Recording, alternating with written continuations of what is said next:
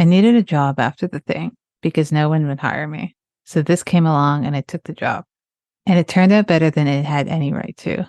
We discarded one element of Stephen King's story, which was the ghost of the owner would sit in the back seat. I thought that was a bit cheesy. I don't know, maybe I made a mistake, but it turned out okay. Those are words from John Carpenter himself on his 1983 film, Christine.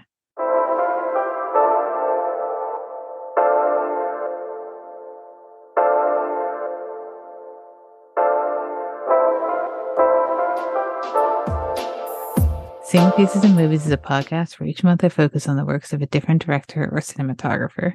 And each week I invite a guest on to discuss the film and the artist's filmography. I'm your host, Felicia, and this is a special features episode. And these monthly bonus episodes are outside of the filmographies of the current director in focus. Special features came about because I want to talk to someone I love about a film either they love or I love. And hopefully we both love. And it turns out, and I definitely did this on purpose, that today, December 9th, is the 40th anniversary of Christine. So I hope you enjoy. A quick synopsis of the film. A nerdish boy buys a strange car with an evil mind of its own, and his nature starts to change to reflect it. The tagline for the film is, "She'll possess you, then destroy you. She's death on wheels. She's Christine." The film stars Keith Gordon as Arnie, John Stockwell as Dennis, Alexandra Paul as Lee, Robert Prosky as Darnell, and Harry Dean Stanton as Junkins. It's written by Bill Phillips, directed by John Carpenter, cinematography by Donald M. Morgan, and edited by Marion Rothman. So today my guest is Nick Sheist, and I know Nick because he runs a film club that I'm a part of. It runs every Saturday on Twitter, and I'm still going to call it Twitter. And I've been a part of it now since I joined at the end of last year. So it's going on almost a full year. I've been able to watch stuff that's outside of what I typically watch or rewatch some good stuff. And I know you also have your own podcasts, namely one of them being Bad Movies We Love. So first, Nick, thank you so much for coming on the show. I really appreciate it. Of course, my pleasure. When you asked me, I was like, oh my goodness. I was like, Felicia actually trusts me to come on here and talk about something that isn't like a piece of garbage like I normally talk about. No, I mean, we've done that's why I love the film club, because we've covered like a wide array of stuff, even stuff that I did not think that I would enjoy. And it's good to kind of push yourself outside of, just watching stuff where everyone in the movie is now dead. So it's nice to watch some modern stuff. Well, like part of the reason that I love the club is because I got to meet someone like you who basically has like a much different coverage zone of films and especially like your specialty area, right? So I'm really pretty blind past the 70s. Like I've seen some tentpole films that are like classics, of course, but like the area where I start to get really thin is like the 70s and earlier than that. And, that's because a lot of my formative, movie years where I got to choose what I wanted to watch was in the 90s. And so I get to see a lot of what's new and what's on cable. And that's mostly stuff that was recent at the time. So that's kind of like where I don't know, I wouldn't call it a specialty, but there's a reason that a lot of the stuff on Bad Movies We Love is from the 80s and 90s. I mean, that is the era kind of at least for nostalgia wise, whenever I think of stuff that I do really love, but I know is not necessarily good in quotes, is usually from that era. But actually that ties into, if you want to talk about when you started actively watching films, because it sounds like you started pretty young. Yeah, I mean, if you want to say active in terms of like I was the one making the decisions, it was probably like the mid 90s, around the time I was 10, 11 years old. Like my dad had passed when I was 7. And so my mom was in single parent mode. And, I had 3 younger sisters that all came from my mom. And so she had a lot on her plate. And it was easier to just sort of let us self-guide. And I was at the age where I'm the oldest one. It's like I'm in that position where it's like, oh, I'm 12, I'm the babysitter now kind of thing. Yeah. So at around that time, it was like we had gotten cable in the house. I kind of like got my own setup in my room so I could watch cable. I was watching a lot of inappropriate stuff. Like I should not have been watching Oz on HBO when I was as young as I was, but it allowed me to really just like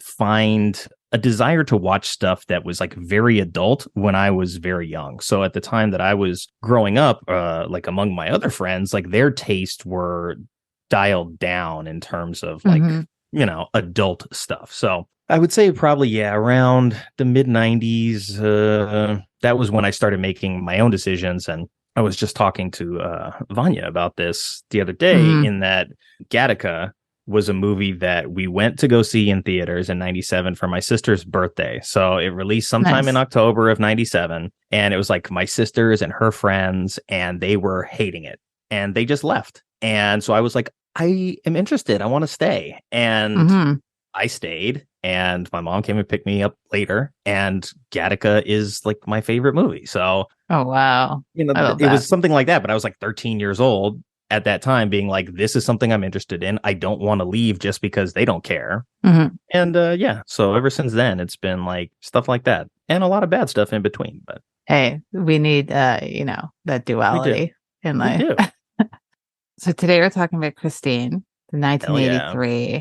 Do you recall the first time you watched this film? I don't, but it was one of probably the first horror films that I watched. And when people have asked me about like formative horror, it was all stuff that my mom liked. So it was Rosemary's Baby, and it was Carrie, and it was Jaws, and stuff from the 70s and a little bit earlier that like the Omen, like stuff that didn't really launch into like slashery type of franchise films. And Christine was one of those movies, and it's a little bit older than the other ones in that category, but it is a standalone project. And, you know, I think maybe that's the reason that I kind of like horror in that way. Give me the one that's good, and then that's cool. Go make a different, interesting horror movie. That's fine.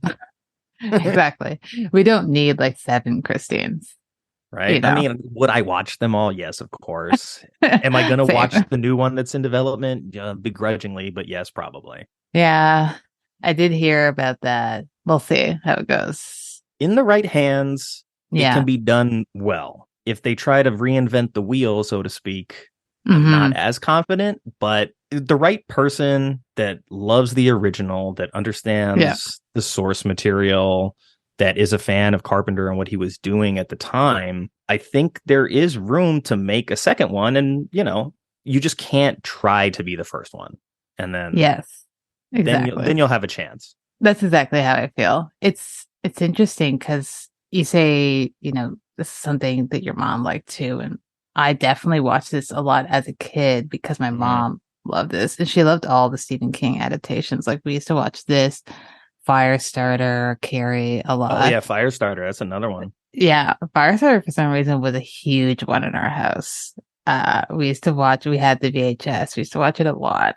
It's like a lot of fun. It is. But Christine was one I just kind of grew up watching, and it was on TV a lot in Canada for some reason. And then like just kind of watched it over and over again. And then it had been a few years since I watched it. And I watched it again. Maybe 3 to 4 years ago, just being like, oh, it's, you know, I really want to watch Christine and see how it holds up. And I just loved it even more. I was like, I couldn't believe how good it looked for a film. You know, it's not like it's that old, but 83 is still 40 years ago at this point. Right. So, which is wild. Talking about John Carpenter, though, are you a fan of his work? How do you rate this within his filmography? Yeah, I am a fan of Carpenter's. I don't really like, I would say that the amount of energy that I would put into trying to rank films that way would be so overwhelmingly daunting that I just don't even try. Yeah. And it's like, if you really wanted Carpenter rankings, I could do it, but I would be like, can I get back to you next year? Yeah. But in terms of like my favorites, although I would acknowledge that there's other movies of his that are on paper better films, movies that I enjoy, I would still say that this is my favorite of them. Yes. That's why we bonded. And that's why I immediately Yeah. was like, I need to have you on for Christine because it's one, I find it's not one that's talked about within Yeah. his filmography that often. And when I tell people it's my favorite Carpenter, they're like, no, it's got to be Halloween or it's got to be like The Thing. And I'm like, no. Halloween doesn't even rank in my top 3 or top 5. And I do like it, but I'm more of a Christine, They Live type of Carpenter Me too. person. Well, I'm ready to get into the movie because it was a lot of fun rewatching it. It's definitely become one where I watch it every year and I just never get tired of it. But since this is a show where I kind of focus on the director's, stamp on the film itself, I do want to focus on that, but it would be kind of silly for me not to acknowledge the fact that it is a Stephen King adaptation. So have you read the book? I have not. Neither have I. Okay. I know. That's probably why I like the movie so much. Yeah. I mean, it's rated as being one of the better adaptations of the book. That might also be because it's probably not one of his more popular books that people have read, along with the fact that it's Carpenter and it is genuinely a good film, but it has that, precedence to it. So people are kind of going into this with being like, oh, this is Stephen King. And some people don't rate it as a horror film. Some people do. How do you feel about that? Like, I consider it a horror film, like, because horror is such a broad genre. It doesn't need to just be slashing, or like murder all the time, but it's horrifying what's happening. So I don't know how you feel about it being within that genre. I mean, I don't know what other genre I could put it into, like, maybe like high school movies, but I mean, it's a car that's possessed by a demon of some kind or a ghost and it kills everybody. Like, that's a horror movie. Yeah.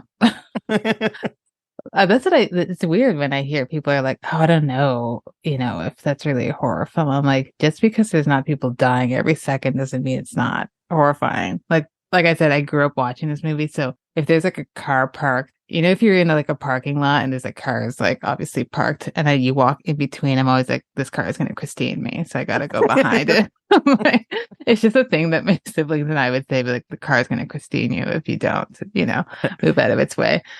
So yeah, I would consider it a horror film, but I'm glad that you mentioned like, the teen and high school aspect of it, because it is technically a teen film. It's about teenagers. And it might not be like a comedy of some sorts, but it is about teenagers who are in high school, and high school is a very big part of this film. And it's interesting to see the dynamic between the two leads. So we've got Dennis and Arnie, who's on paper in most films and most books, any sort of art, usually would not be friends. And if they are friends, we need to kind of explain, oh, it's because they grew up together. So, but they kind of hiding, but they're out in the open, very good friends. And they're obviously, one's a jock and one's a nerd, if we're going to put them in those, categories. How do you feel about the way the film treats that, and that it's not like a big deal? It's just sort of like, this is factual. They're friends and they are there for each other until they're not. Yeah, well, in listening to you talk about De Palma and how he presents some of these things, I really enjoy that Carpenter here just allows me to fill in the blanks for myself. It's like the explanation is that, they were probably like childhood friends, and then they grew up together. They're in the same town. They go to high school together.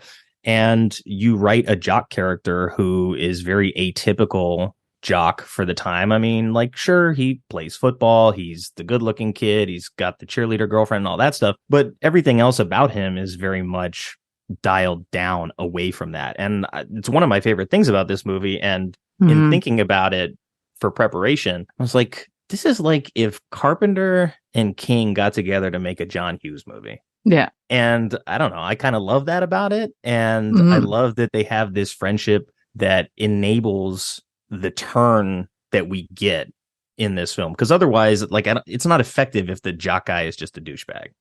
Yes, I definitely agree. I think it just adds like another layer to even just how Arnie was able to kind of get sucked into this, because we do get the backstory of who the previous owner was, and he was like a family guy, or he had a family. There's a distinction there. You can have a family and not be a family guy. So he had a family, but he was an adult, right? So with addiction of some sorts, you're more apt to believing that, yeah, this guy could get sucked into this because, he's unhappy, he's older. He's a nerd, he's being bullied by other kids in the school, he has issues with his parents, and that might seem all like on paper, all the things that happens to a teenager, but I think it was very believable the way, his dynamic between his parents, specifically the mother, who's just like on him all the time. And she's even on, Dennis, who's not her son. And she's just giving him a hard time just for being there. So I really like the way they wrote all those characters and the actors that they got. I think you got really great performances. And I like that the main bully, Buddy, because that's his name, looks like he's like 35 to 40 years old. Yeah, he's been held back a few times in this high school. A few times. Some facial hair, some, just the whole look. I was like, Sarah, you were not 17. You haven't been 17 for a good decade or two. But I think there's a lot of great performances by the two leads in this. Dennis, I haven't seen that often. Arnie was in Dress to Kill, which is a film I covered. And it's just great performances from both of them. But we talk about they're in high school. A big topic is dating, relationships, sex. Arnie has not partaken so far. He falls in love with this car. There's kind of a sexual awakening once he gets Christine and making her up to be who he wants to be, and that transformation. How do you feel about the parallel between that in his life and what's happening with him and Christine? Well, I think it's handled pretty adeptly, because another one of the things that is happening in high school is you're getting your learner's permit and your driver's license and you're getting your first car, and it's giving you independence is really what that represents. And I mean, in a lot of other films from the 70s as well that focus on cars and the open road, it is about this sense of freedom. And in the way that they structure this character with his overbearing parents and him, not being good with ladies, the car represents so many different things for him. It represents like a real romantic relationship. It represents power, represents freedom. It represents like him being a cool kid in a school where, like you mentioned earlier, like in the class system of high school, like he would be on the bottom rung where his friend would be among like, the popular kids. So Christine in this sense represents so much to him that I love the investment on his level as an actor to really take it to that place of like treating her like she's a actual woman. Whereas like the way in reading about it, he said the way that he touched the car, the way he interacted with her was as if he was treating her like a real person. And that comes across the screen really well. And it pays off when that moment, when the switch gets flipped and like he's aware of her sentience, then it's like, oh, wow. Now they've really like become this bonded couple in that way. And it's really powerful. And that scene in the movie itself where that like weird synth music kicks in and the headlights kick on, like goosebumps every time. Always. Love it. It's one of my favorites. Like I wish I could just have that as a poster on my wall because I feel like it'd be like beautiful. I want that as like my text sound. I got to figure out how to do that. Yeah. You should. No, I like what you're saying. The way he interacts with Christine, even the way he talks about her and to her, because he talks to her often.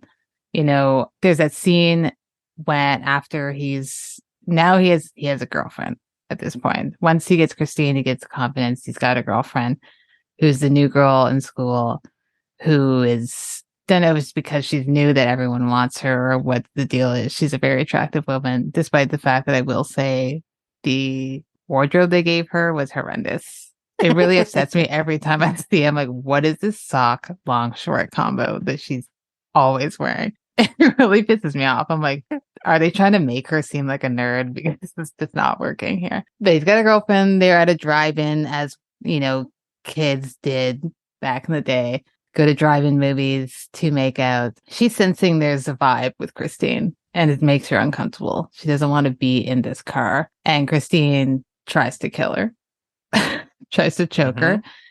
And so there's that scene before we even get into later. She was talking shit. Yeah, she was. And then we get the signal of the music comes on. So that's a big thing with the music. Yeah. So we see it right from the beginning of the film when Christine is on the factory line and things are happening to her that she doesn't like. You know, someone's ashing a cigar in her. She's like, okay, you're gone now. The music comes on. That's the signal that she's upset and something's going to go down. But it's not aggressive music. It's like, 50s style, like pop music. So how do you feel about that signal and that trope that they're using? I mean, I love it because I don't think at the time that it was a trope. Right. I mean, we've seen now, like Michael Bay's made like a dozen Transformer films where one of the main characters, his only way to communicate is through the radio and cycling through channels to find like just tidbits to communicate. So in envisioning how a car like would communicate, like besides revving the engine and moving, I like the music cues because also the song selection too. Like when you listen to the lyrics of the songs that are being selected in those scenes, they're very appropriate for what's happening. I mean, granted, when the song was written and produced back in the 50s or whatever, it was not like a murder song. It's a love song, but the lyrics hold up when you understand the context of the relationship between Christine and Arnie. Which I love. Yeah, and I think the music, honestly, not just the music that's chosen, but the score and the sound effects cues in this are all so well done. And when you think of a guy like Carpenter, you think of The Thing and Escape from New York and Halloween. And I mean, obviously Halloween has great music, but in terms of John Carpenter, like, I don't know that a lot of people realize that like he's a composer as well, and he's done the music on over 40 different projects. So like he's so well versed in the understanding of why the music is important and when it should come into play, that it really like hits those moments in this film so well. I definitely agree with that. It's interesting the way that comes about. It's something that you kind of always just remember, and then it signals what's going to happen. And I just kind of love that. I never get tired of it when it happens. It's not like it happens that there aren't that many kills or deaths in this film, but I just love when it comes on because then you're like, okay, which way is she going to do it? Because it's different every way. With Lee, the girlfriend, she's having her, choke on something, which is interesting because it's like often there's like a part of the car that's killing them, but that was just like its own thing that had her just choke on a piece of popcorn or whatever it was she was eating. But then we kind of go forward, he's dropping her home and they have an argument and he gets back into the car and the car's not starting and he's talking to her. He's kind of like soothing Christine and being like, come on, start, this and that. He's talking to her like she's jealous. It's his woman. Yeah. And then she starts. So then you're like, okay, if you as a viewer at that point don't think there's something, then you for sure at that point, you're like, okay, now I see what's happening. If you weren't believing it beforehand, there's no way you can't believe it at that point. There's kind of like a touch on addiction here. It's not a straight up addiction, but he is addicted to the feeling that Christine gives him because he has a confidence now and he feels good. It starts from even the addiction of wanting to fix her up. He's not really hanging out with his friend anymore. He's not really paying attention to school. His mind is just set on Christine and he needs that fix. Did you see that kind of parallel between that and, his fixation on making Christine to be who he wants to reflect to the world? Yeah, as I've gotten older, it's something that I picked up on. It wasn't something that I noticed when I was young. I was like, hey, this car is killing people. It's a rolling fireball. Like, this is great. In terms of looking at it from a place of addiction, this is the 80s. There is a lot of cocaine in Hollywood. And not like there isn't cocaine in Hollywood now, but it was less spoken about, at least outwardly. And so I like the allusions to this being like a drug, because the first time that Arnie does, at least for us as the audience, come across Christine is he's the passenger in his friend's car, and he just like sees this rusted, broken down car that he really in his mind would have no idea actually ran. Like there would be nothing presenting outwardly to make him think that, oh, I could grab this car and fix it up. Like he'd only started taking shop that semester. So it's like he's having these delusions already. And I think it is this adjustment of self-view that like this addiction is going to make him the person that he really believes that he wants to be. And for a while it's working, like with a lot of addictions, like, hey, this seems like it's cool, it's giving me the thing that I want. And then the longer you're in it, the more destructive it is, the more it tears down all the relationships around you. And that, you know, you end up in this where you have people trying to do an intervention and it doesn't work. And so you have to sort of do it by force. Yeah, it's definitely there. It's just not something that like I would have ever picked up on until, you know, I got older myself. Oh no, the same, exactly the same. And even the concept of like him pushing everyone away, not only his family but his friends, namely Dennis, who's someone who actively cares about, you know, Arnie. I like the interesting path that took of, hey, we can't have him stop him right away, so we give him an injury. So he suffers a football injury, which leads him to be in like strapped up in the hospital for however many months. But that also helps Dennis see how dark, you know, Arnie is because he's not in it with him. There's a removed space between them because anytime Arnie does come to visit him, he sees the physical difference now with his friend. And he's like, you have a girlfriend, you didn't even tell me. Like, are we not best friends? When's the last time you visited me? You haven't come to visit. What's going on with school? I heard Christine was totaled. How did that happen? And so on. So we see the concern on his face of just like, what's happening to you? And what I do like is just, you know, how strong their relationship is, because he could have just been like, you know what, this is not worth it. Like, you do you. It's your problem. But he actively tries to, you know, fix this for him for the better. There is the scene where now the bullies that we are introduced to early on, they total Christine. Makes me sick every time I watch it. Yeah. They're going hard on Christine. Christine's, to what we think is gone. The next day, Christine is back in mint condition. There's a few scenes where we see Christine reform, like go back into her final original form, essentially. And it drives me like insane in the good way to see like how they did that. Like, it's just wild for 1983 to look so good. And I know we talk about this a lot in the film club of just like special effects, practical effects, and just the way effects have evolved. I don't know if you want to touch upon that, because I know it's something that you're interested in, but this is a film where I'm like, it's wild that more people don't talk about it for the effects alone. Yeah. If there was anything that you would maybe elevate to like the highest of its class from this film, it would have to be the practical effects. I mean, watching them just like sledgehammer poor Christine and like carve up her leather interior and all that, like that's one thing. But the way that they used I think it was a plastic mold for the outside of the car, and then they had hydraulics to crush it, and then they shot it and then played it in reverse, so we get all of that sweet motion of everything like popping right back into place, looking clean as it was before. Just the foresight to think of like, how can we do this and tell this kind of story and make it look good on camera? And like, the more I watch it, the better it looked. Yeah, because they didn't cut corners. Like, they smashed 20 of these cars at least. Didn't cheap out. I heard like 15-20% of the budget was just on these cars.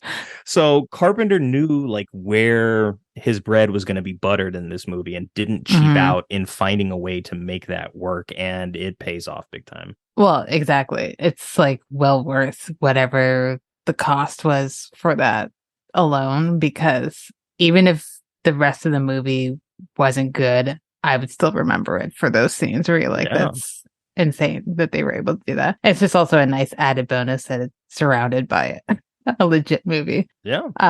Instead of just relying on, you know, those scenes that you're kind of waiting out for. So there's kind of parallel things going on here. We've got Arnie and Christine. We've got Arnie and Lee and Dennis, who's kind of in bed. After Christine is originally totaled by the bullies. Then we get Christine on a mission. She's on a mission to avenge herself. And those scenes that she's going after the bullies, the group of individually, seemingly there's no one behind the wheel of these cars. We don't see anyone behind the wheel. Whether you think that Arnie was there or not, we don't know. I like to believe that he wasn't there until the final scenes.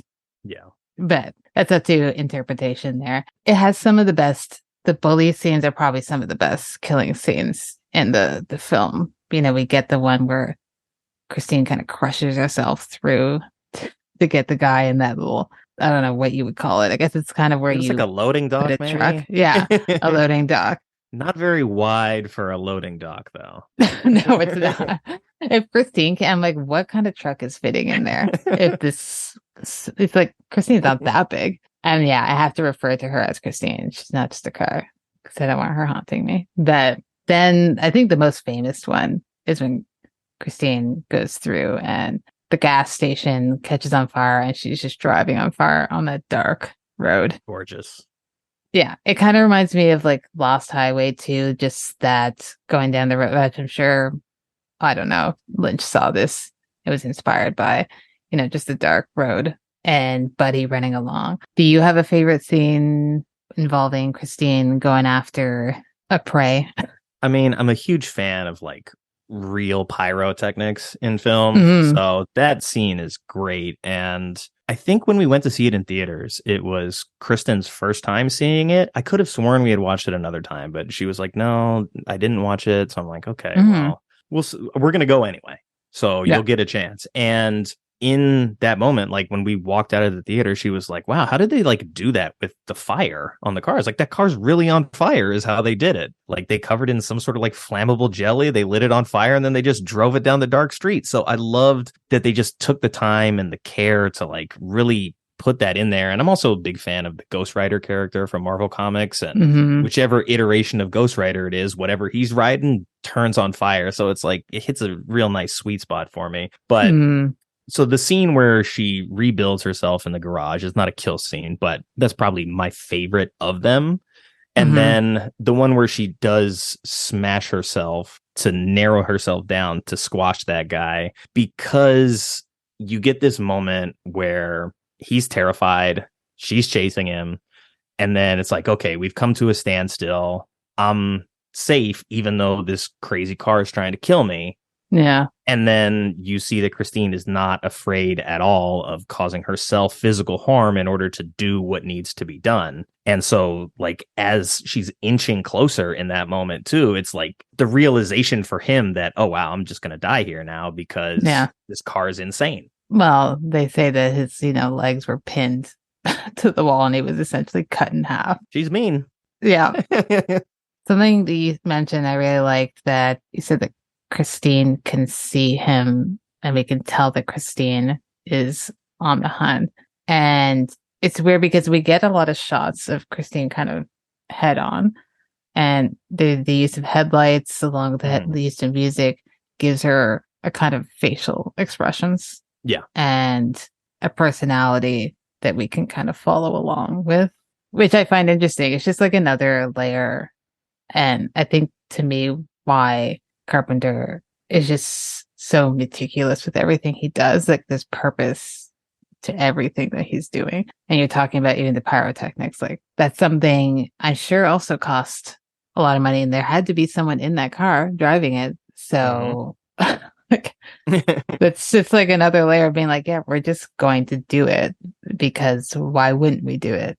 We're making a film here, which we don't see as and I'm not trying to bash on newer films because I know that how I come across it often, but I guess it's just weird to me to see the regression on things. I know some things might be easier to do digitally, but it's always like something like this. We remember, the scenes that you're talking about with the cars. So yeah, similar to the scene in RoboCop where the gas station explodes and you have a guy in a fireproof suit having to walk through that fire in order to shoot that scene. Like there's a reason that these kinds of movies have staying power and iconic scenes in them, is because there was a lot riding on it. Like you're risking a lot And I think the viewer understands that better, even if it's like not this explicitly stated thing.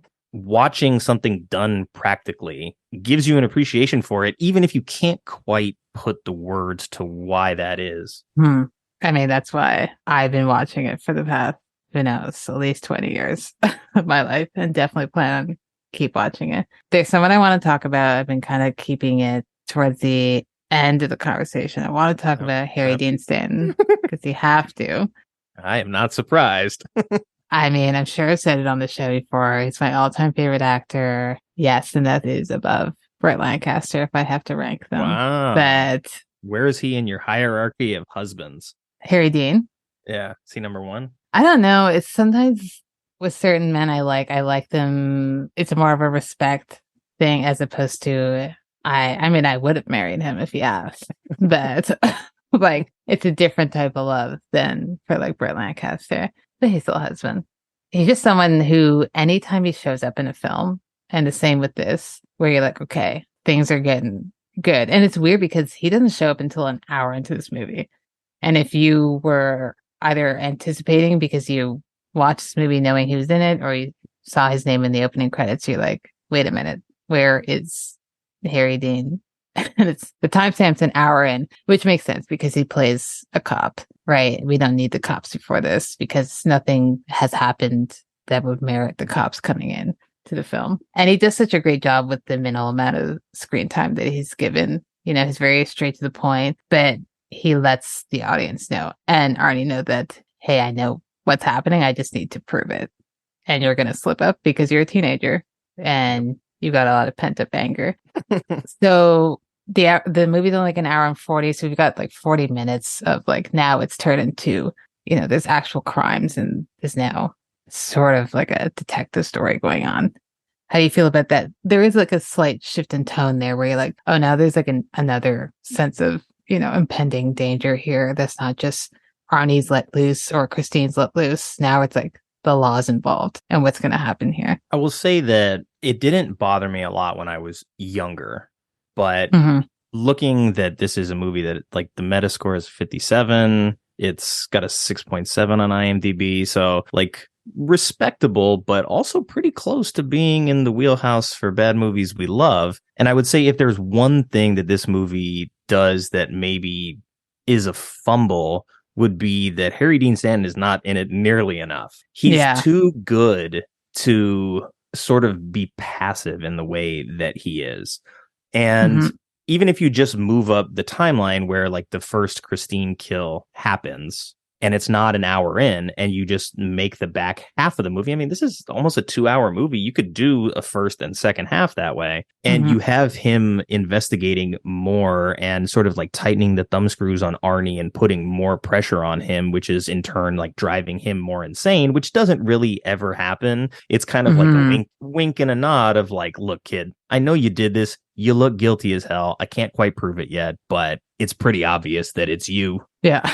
You know, there's not that many cars that look like that around. And we heard what happened to your car.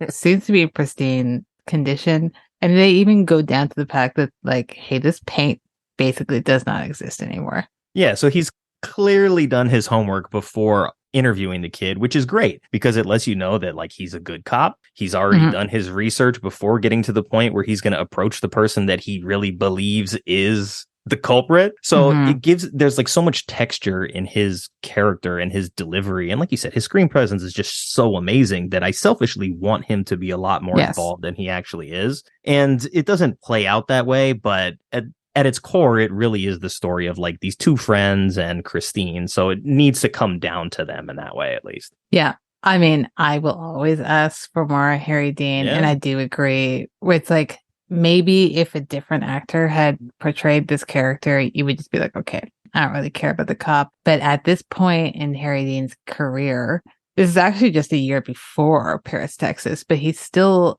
known, you know, at least if you don't know his face or his name, you know his face. He's one of those actors that everyone's like, oh, I know that guy from this or that. And there's a reason why it's almost treated like a cameo of some sorts where you're like, Harry Dean's come in. He's been given a couple scenes and then that's it. He's there for the final scene which I like. Yeah. It's like a weird, like three amigos just standing there together.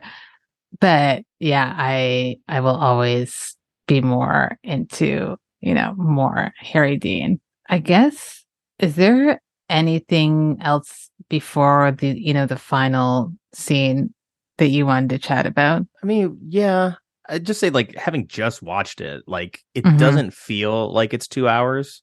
It's No. it's pretty brisk. And so like as I'm watching it and seeing Harry Dean Stanton, I'm like, well, where like could he fit in to more of this? Because I don't want you to take away the relationship between the friends. I don't Mm-hmm. want you to take away Christine being Christine. I don't want to take away from any of the visual effects that you guys spent all this time and money on. So there's not really anywhere where you could like trim the fat and then put in more of this detective story. Like the only answer would be like you make this 2 hours 15 minutes, you put a little bit in there in the back end, you really split it firmly into two halves where there is an investigation going on, and then maybe we go with Harry Dean Stanton to talk to the victims of or the families of the victims. And that just doesn't seem like it fits in this movie, but it does seem like there is maybe a secondary story that's available there. I do always wonder, especially every time I watch it, I'm like, I wonder if there was more that they shot and they realized this is taking from the actual core of the story, so they cut it. Because why bring in Harry Dean in such a character? And the way even he enters his first scene, it's like a great entrance to his character. And then he's not really given much else to do. So I feel like there must have been more that they were just like, hey, we have to sacrifice this because it's just kind of taking away from it, which I agree. I'm sad about less Harry Dean, but it's also like, doesn't take away from my enjoyment of the film either. I mean, he's also like probably the biggest name in the cast. Him and Robert Groski were probably the two biggest names. So in terms of like marketing, like if you're going to have a movie or like come see Christine, it's got Harry Dean Stanton and you're like, okay, I'm coming. And then you're like, wait a second, he's barely in this movie. Yeah. You could have sued back in 83. False advertising. I came to see Harry Dean and he's barely in this movie. Yeah. I'd be like, I'm sorry. He's in this for 10 minutes though. I will tell you an anecdotal story though. So my not my first car, but my second car was red Toyota Celica named Christine because of this movie.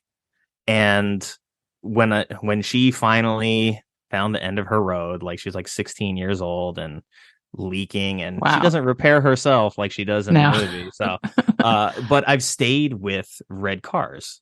And the only thing I wanted when I went to the dealership, I was like, it needs to be red and it needs to be stick shift. And those are the only two things. And so this car that I currently have is not Christine, but my wife to be is Kristen. So yeah, pretty close. Well, I do want to talk about the final scene there, because I always find it really funny in a good way, because we get they essentially, well, if we track back actually, because we didn't even talk about the fact that Arnie's dead. He dies in this movie. He dies for Christine out of love. There's the whole scene of, now we see Arnie is driving this car and he's going after Lee and Dennis in the auto shop. And I also want to give a little shout out to the auto shop owner, who is really funny too. He has a really great scene where he offers Arnie like a job. He's like, hey, if you do some work around here, you can take all the parts you want. And Arnie's like, I'll think about it. He's like, just say yes. He's letting you take free parts. But Arnie's driving. They have like a whole showdown. He gets impaled by a piece of glass and dies. So that's the end of that. They think Christine is gone, but no. And they have to literally go over her with a huge tractor multiple times to fully crush her. And then they compact her and she's thrown into like a junkyard, essentially. She's in a box, crushed. We get the three of them. We get Harry Dean, Dennis, and Lee, and they're kind of watching the car, and they're reminiscing about Arnie, saying, sucks that he also had to die. We weren't able to fix him or save him. And then we hear music playing, the type of music that plays in Christine, and you're like, what?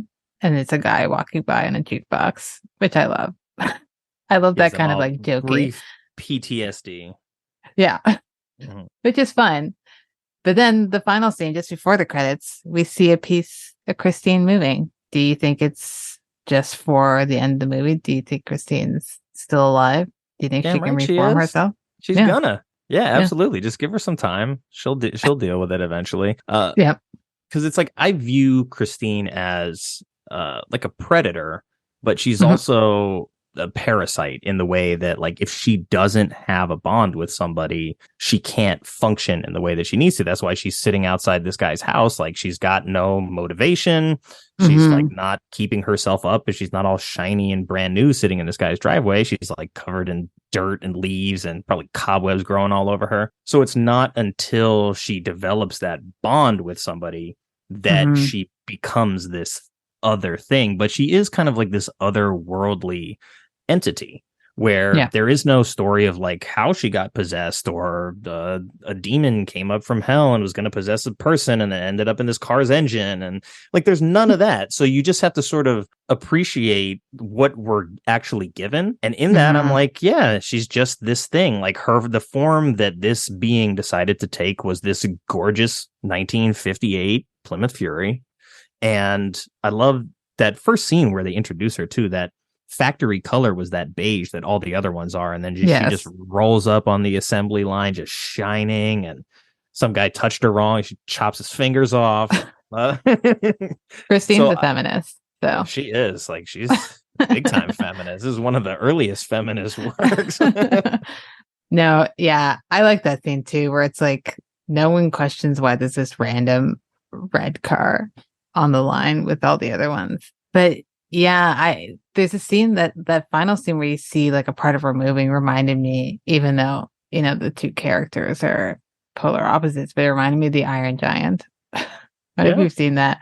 Yeah. And It's a like good that one. final scene of like, you know, I'm going to make myself whole again. Just I'll find myself, just give me time. So I'm sure Christine's rolling around somewhere out there. In my heart, she is. Yeah. Does this take place in LA? Yeah, a lot of it was filmed in Pasadena. Okay. Because I was like, it gives off LA vibes without explicitly saying that that's where they are. But yeah, it's a great movie. It is. It seems like it just, I mean, Carpenter's like is such an iconic director in, you know, a certain way that when you look at a movie like this and try to like maybe compare is not the right word, but when you look at his library of stuff, this is not the one that became like the identifiable one. And it's sad because it does so many of the things, or it showcases so many of the things that he does really well as a filmmaker. And I think you get the combination of like creature feature where like the creature just happens to be this car and this like high school drama that we get to see unfold. And it's interesting that we know Christine's bad, but I cheer for her to run down the bullies.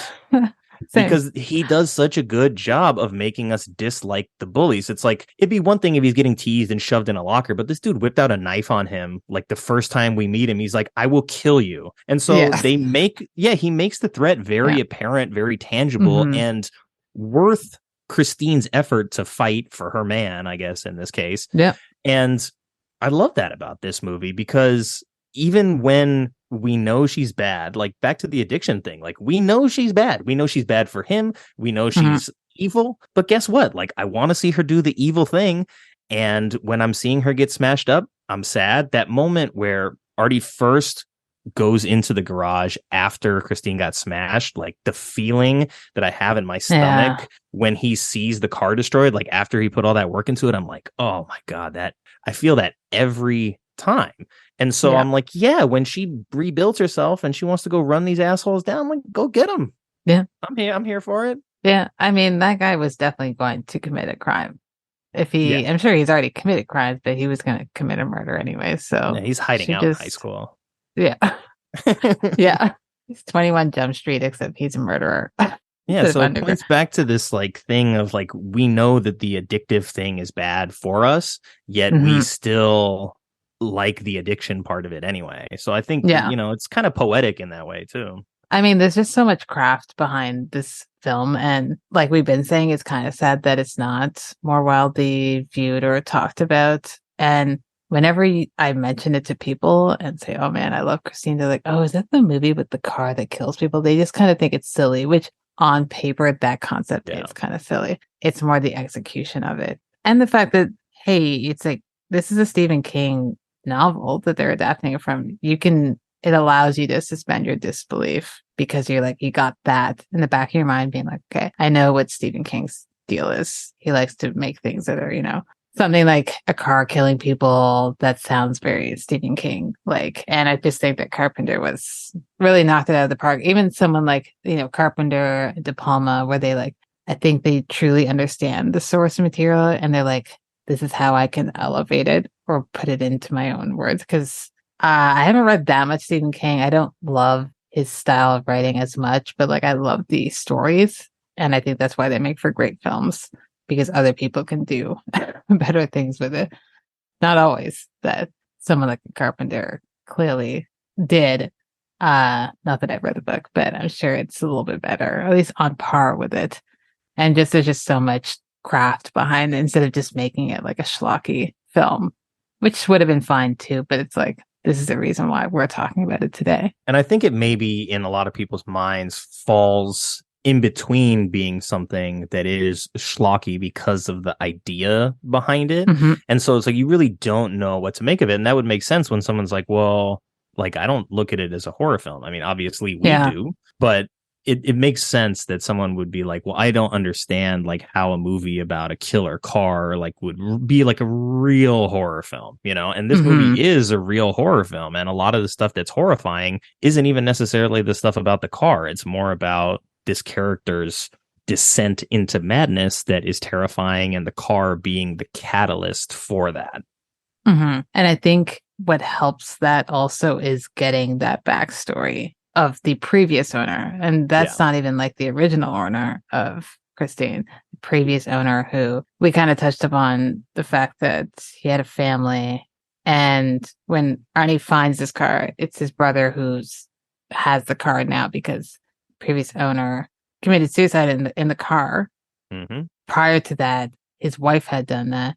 And prior to that, their daughter had suffocated in the car. So there's a lot of death going on within Christine.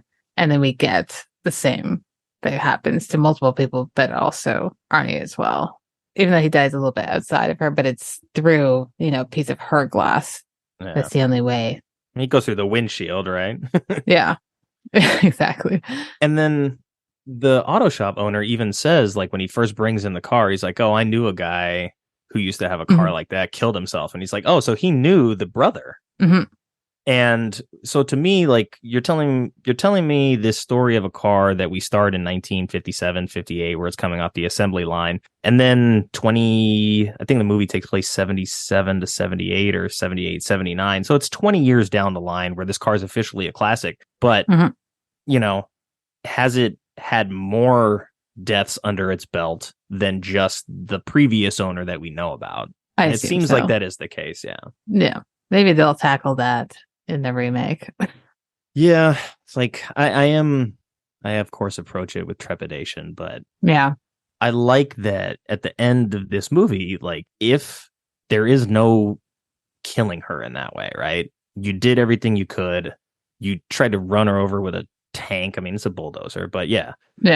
And in that scene too, like, as she's trying to escape, she's like reinflating the tires, like she's almost getting away. And I'm just like, that's hard for me to watch still, because it's like, I don't want her to die, but I know that, like, you can't just have this murderous car running around all over the place unaccounted for. So I understand it. But if you're going to look at like where this movie left off, you're left with two options. Either this is a scrap heap kind of car and you just treat it as a direct sequel, and that way you can acknowledge that the first one exists, but you don't have to be so dependent on like the Easter egg kind of mentality of like, this is what do they call it now, a requel, where it's like a remake and a sequel.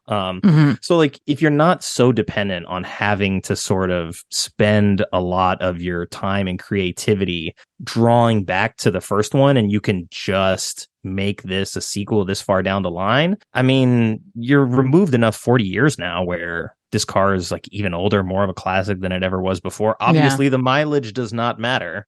So it could be like another person goes to the junkyard and, you know, Christine has reformed herself in the junkyard and she looks shitty and this person wants to buy it and refurbish it. And then we're kind of left with the same movie, but modernized. Yeah. Yeah. So it'll be interesting to see.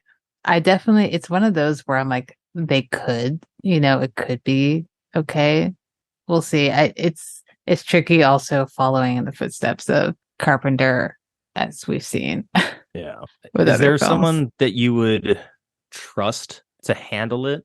Like my mind was doing, you know, gymnastics there as we were talking, and I'm like, who would? I don't even know, to be honest. Do you have anyone? I mean, the person that I would have thought, at least stylistically, could do it would be Ari Aster, but he's too far beyond doing the remake. If this was like right after Hereditary, or maybe like maybe even before Hereditary, which you wouldn't be approached to do a legacy sequel for that at that point. But at this point, like, he's not gonna do it. I know a lot of people don't like the guy who's taken up the reins, who's David Gordon Green for Halloween. For Halloween. So a lot of people don't even like him. And I mean, maybe James Wan, but he seems to have gone away from exclusively horror at this point. So maybe you don't even get like a horror director. I don't know. Yeah. Or maybe they could just get Carpenter to do it. Sam Raimi. He's still kicking around. Do it. Yeah, get Carpenter. Yeah, they could. Raimi would make a really fun one. Yeah, he would. It'd be insane. Yeah, why not? I'm down for it. Well, I think we're ready to get into the final portion of the show, which is end credits. So we've been talking about Carpenter here throughout, and I know you've seen quite a few of his films. But if someone were to come up to you and say, where should I start? I've never seen a Carpenter film. What would you recommend? And I know it's like sometimes you recommend a film to a specific person because you know this is the one that'll hook them. So you can go that route, or you can go more of a broad route if you want. I would say if you're gonna start with Carpenter, it never hurts to start at the beginning. But I would say go for They Live, because you know this movie is made for not a lot of money. Yeah. You have a pro wrestler who doesn't really do much the rest of his career. He's not like The Rock or John Cena that parlayed his acting into like a big movie career. Like you're going with Roddy Piper, who is a pretty solid actor, just didn't get the same kind of opportunity as those other guys. But you're taking him and pairing him with Keith David, and you're putting him in this crazy sci-fi world. And like, if you really want to see sort of the depths of what John Carpenter can do with his imagination and not that much money, I think They Live is a really good starting point. And then if you were to go from that to like Christine, you'd be like, oh, Christine feels more like a movie that I'm accustomed to watching. Yeah. Whereas like They Live is more well regarded because it is as crazy as it is, but it definitely defies some traditional movie logic of the 1980s. Yeah, that's actually interesting because my mind immediately went to Halloween, maybe because that's what he's most known for ish. But then I think They Live gives him the more well-rounded, vision of Carpenter because, it shows off his craft, but it also shows off like his silly side that you don't get in like a Halloween. But like you can't start with Escape from New York type of deal because that's too far. I think you kind of need to start with something like They Live to be like, okay, I can see what he's able to do. I see he has a sense of humor. You can go either way to something a little bit sillier, or you can go more serious. Christine has some humor behind it too, because even just the way the teenage boys talk about people in this movie, which is dated and obviously a lot of problematic stuff now, but that's how boys would have talked in high school. So I think They Live would be a good spot. So I agree. I hadn't thought of it like that.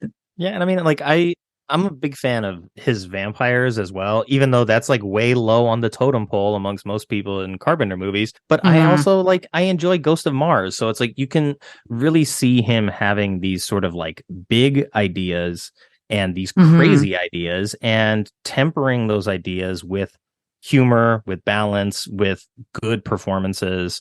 And I think They Live really just hones in on like all of that stuff. And it's probably like the best bang for buck Carpenter movie that I've seen, where it's like, wow, you really squeezed like everything out of this movie and made this like crazy kind of cult hit that not a lot of people liked when I was young, and now has gone on to become like this iconic style of movie. And it was very prescient. And I think that's probably why it's gained some traction since then.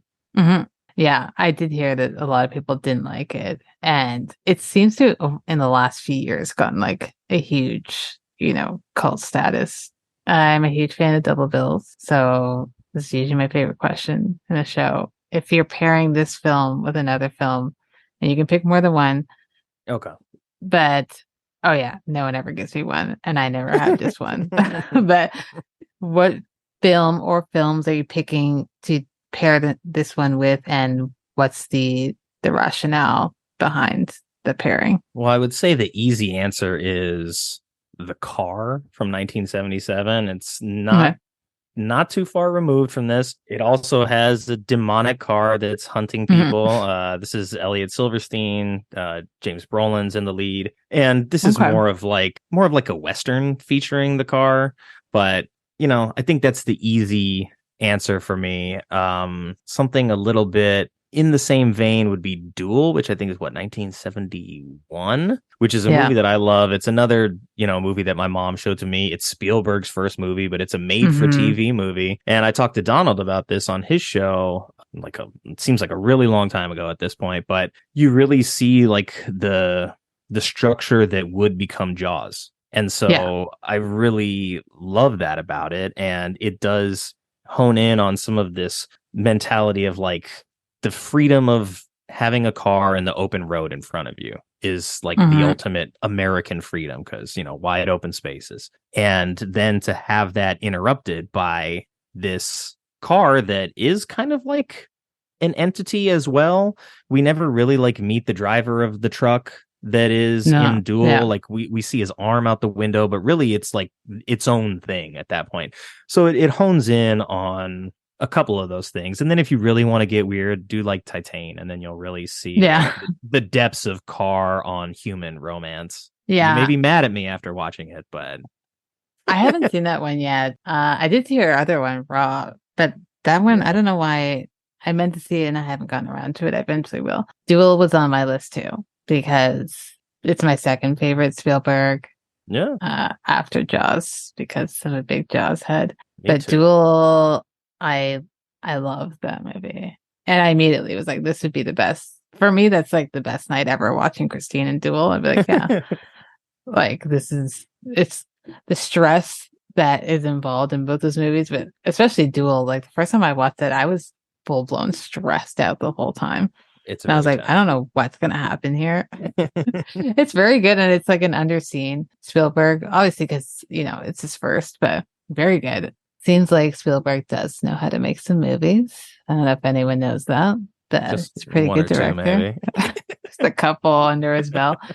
The other one, because I wanted to go around the kind of, so the two that I picked, one was Duel, because I was like, the car theme. The other one was, grounded on his addiction, but being one that was kind of a weird, originally in his mind, a hobby, but is obviously an addiction. So I thought of William Wyler's The Collector, which is from 1965. It stars Terrence Stamp, and he's a butterfly collector, but he also likes to kidnap women and collect them. So it starts off as someone that you're like, oh, this guy's very sweet. He's collecting butterflies. And you're like, no, he's very much not. So if you're going for that vibe where you're like, oh, I want to see a weirdo do his thing on screen, I think those would be good pairings.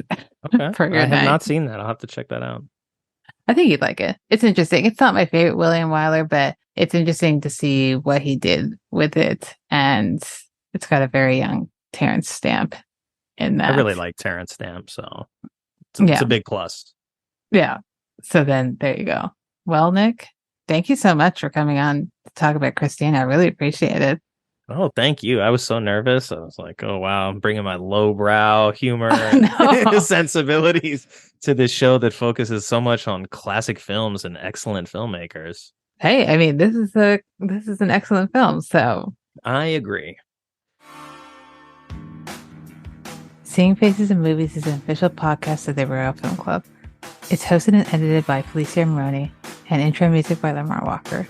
If you like what you heard, let us know at seeingfacesinmovies.com or send us an email at seeingfacesinmovies@gmail.com. While you're at it, please subscribe and rate the show wherever you listen to your podcast.